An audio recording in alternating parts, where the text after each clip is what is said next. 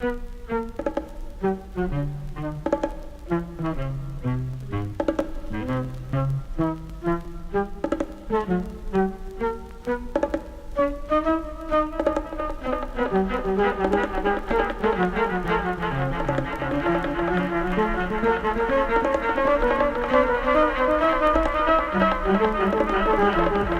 are all kinds of scary things that live in the world. Ghosts, vampires,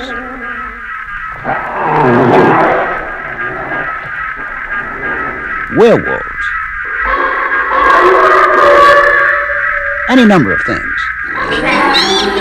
And then there are Bogarts. They don't make any special sort of sound. They just...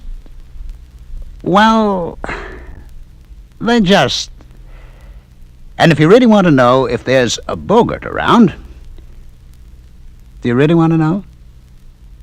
Well, any sound that is not...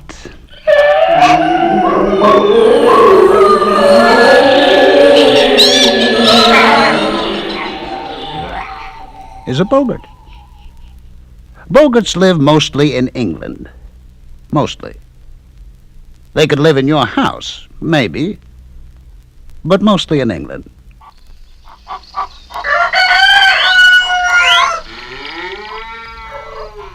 Once there was a farmer and his wife, and they had a Bogart.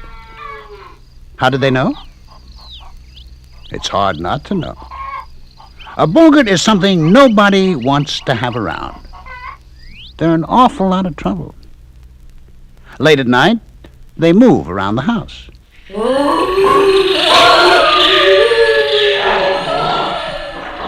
And what they do is... they pull the covers off people.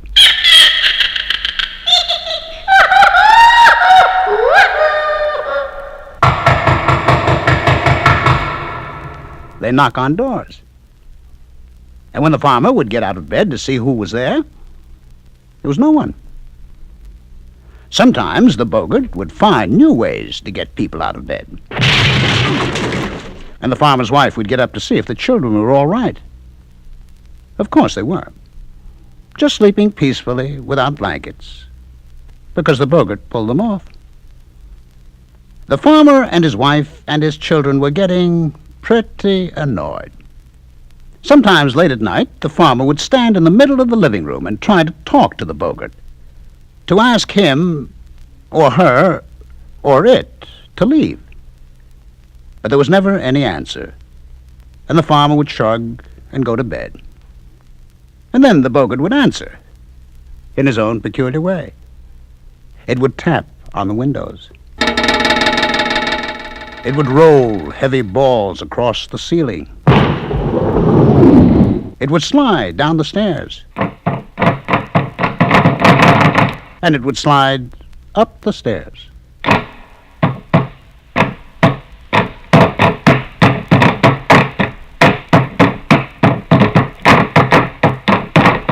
And one night, because everyone, the farmer, his wife, and all the children, tried talking to the Bogart, asking it to please go away. Please let them have a night's rest for once. Please find somebody else to bother. The Bogart answered them. No, it didn't talk. They don't talk except when it's really absolutely necessary. What the Bogart did was this.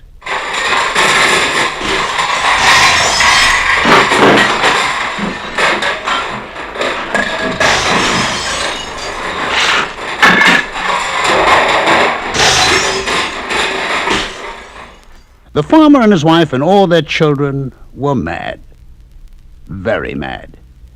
And they decided once and for all they wouldn't pay attention to the Bogart. When it pulled off their covers, they pulled them back on. When it woke them at night, they rolled over and pretended to go back to sleep. And when the Bogart broke things, they just cleaned up as though absolutely nothing had happened. The Bogart began to think that the family didn't like him, or her, or it. And it began to be very helpful.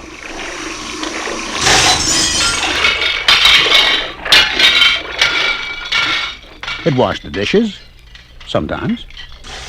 And because it was what it was, it threw a dish every once in a while.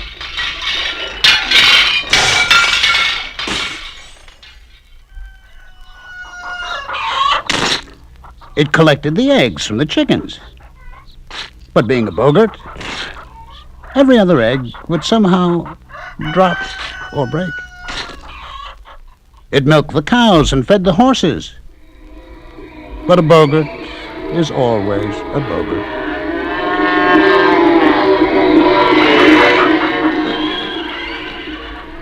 So, it tied the horses' tails to the cows' tails and let them loose in the barnyard.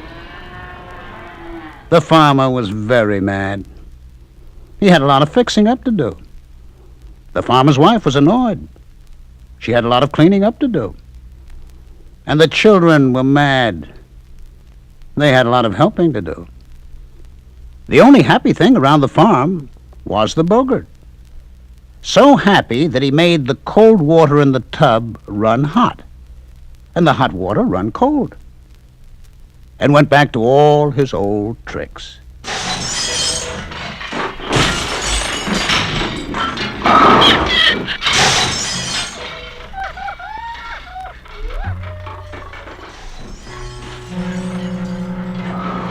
There was only one thing to do. The farmer told his family that if they couldn't get rid of the Bogart one way, they'd do it another. They'd move. Well, did you ever try to move with a Bogart in the house?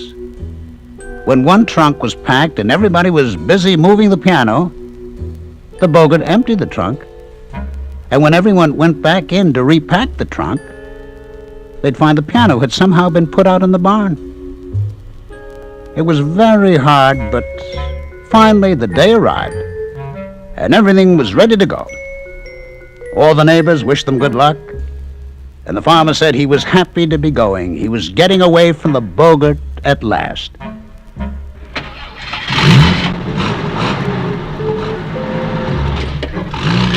Everyone was in the car, and they were off to their new farm. Free at last. And then they heard a voice.